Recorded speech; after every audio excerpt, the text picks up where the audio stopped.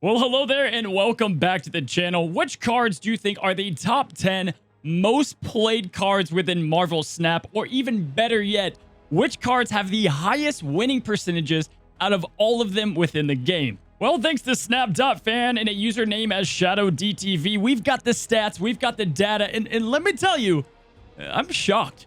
Now, before we jump into this top 10 list, I want you guys to give me your best guess. Which card in the game is the most played card and which one is the highest winning percentage card? Comment down below, give me your best guess before you watch the video.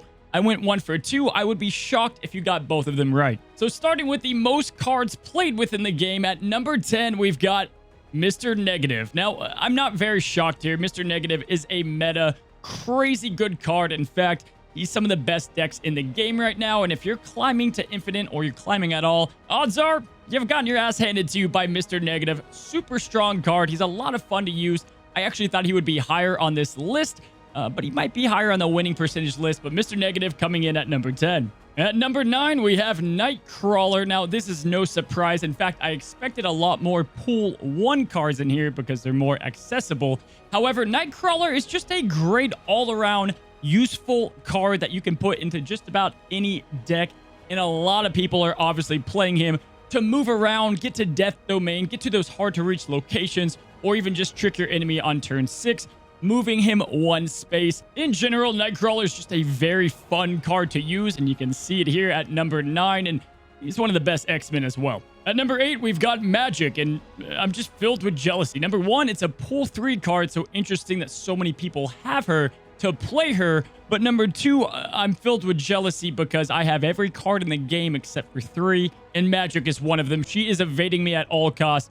If you do have Magic, you're going to be playing her all the time. It extends this game from a 6-turn to a 7-turn. This in turn allows you to just throw your entire opponent off. They're playing a 6-turn game. You've been playing a 7-turn game. It messes up the snapping. Magic does so much, and she's a very powerful card. I'm going to be interested if they do nerf her in any way. I kind of like how she is. Comment down below what you think. At number 7, another fine lady, we've got Jubilee. I think everybody loves Jubilee. She can fit into just about any deck, and you get her so early on. Now, sometimes it can be frustrating if you play your Jubilee and you get, something like a Quicksilver, and then your enemy gets an Iron Man. But other than that, Jubilee is just clutch in Mr. Negative decks. Lockjaw, she is used across the board. It is just Ladies Night for the 8, 7, 6 spots. At number 6, we've got ourselves Lady Sif. Now, I see why Lady Sif is here. She's used very early on. In fact, I think she was one of my first splits. You can use her in aggro decks in Pool 1. You use her with Apocalypse, and then, of course, a lot of Hela users are going to use her as well. Lady Sif is just a great all-around card. Cracking into the top 5, we've got one of the best scaling cards within the game and a heavy favorite early on in Bishop. Bishop is a great card to use in so many different combos, and great from turn 2, 3, all the way up to 6. And then, in addition to that, we have at number 4, Iron Man. Now, I thought Iron Man would be a little bit higher as I seem to see him everywhere, but Iron Man is obviously such a dang game changer. Look, we've all been there. You've used Iron Man on a negative point location, and well, that didn't work out for you, did it? But nevertheless, Iron Man is a strong card that can pretty much guarantee you a location. He's at number 4. At number 3, we are almost double that of the usage of Mr. Negative, and I'm pretty surprised by this. But Ant-Man is going to land at the 3rd top most played card within the month of September. Ant-Man does a lot. He has a lot of value to him, and I do like putting him into a lot of my early decks. I'm a bit surprised he's this high, but it also makes sense with him being a Pool 1 card. Not sure about you guys, but I kind of phased out of Ant-Man into the later decks that I got into. Does anyone here use him still today, even late into Pool 3?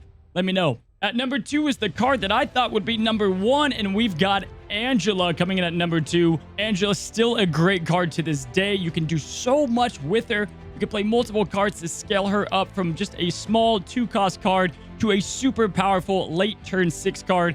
You can play Nightcrawler, move him, put another card. So many ways to use and abuse the power that she has, and it definitely makes sense that she's the 2nd most played card in September. Now for the top most played card in the game, let's see if you got it right down in the comments below. Sunspot comes in as the most played card by a large amount within Marvel Snap, guys. I get it. I think Sunspot is a little overrated at times, but Sunspot is a great card for a lot of dependability. You don't have to worry about the RNG of what cards you get. If you can't use the energy, no big deal. And then, of course, there's great combos like Sunspot and Infinite. So those are the most top 10 cards in September. Are you surprised that any didn't make the list? I myself definitely thought that Ironheart, Wolfsbane, and even like Devil Dinosaur would have been included, but I looked those up and I think they're in the 14, 15 area. If you want to see the whole list, I'll put it down in the description below. Let's go on and quickly go through the highest winning percentage cards within the game. Now, I do want to go ahead and preface that this data can be a little bit, and by a little bit, I mean a good amount, misleading. You see, at the moment, the data we're about to look at is all about cards being played, which can definitely lead to miscued data. After all, people are going to forfeit a ton before they get a perfect hand.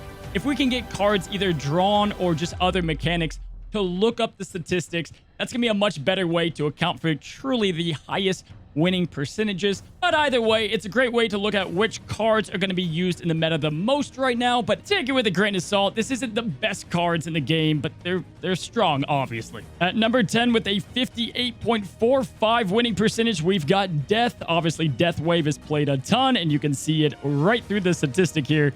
Number 9 is Destroyer, which I'm pretty shocked at. I think Destroyer is pretty easy to counter. However, if he is played, I guess that means that the person knows exactly if they were going to win at least 58% of the time. We've got Sarah, who's obviously used in so many different decks, but most notably, and like a lot of cards on this list, Mr. Negative is going to have a big impact on the cards. Coming up next, we've got Ghost Rider, who of course has some strong combinations with Lady Sif.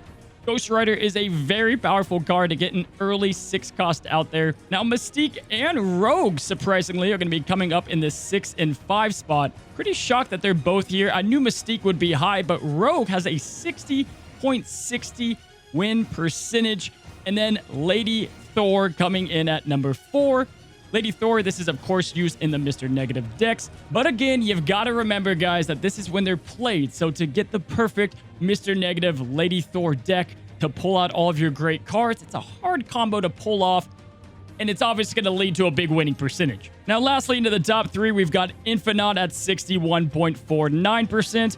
And the Mr. Negative, who also came in the top 10 most used cards, coming in second place. Now, this leads us to 1 and 1 card only. We've got Hela coming in at the number 1 spot with a huge winning percentage. But that's obvious, guys. People are going to go ahead and forfeit if they accidentally discard Hela or a billion other factors.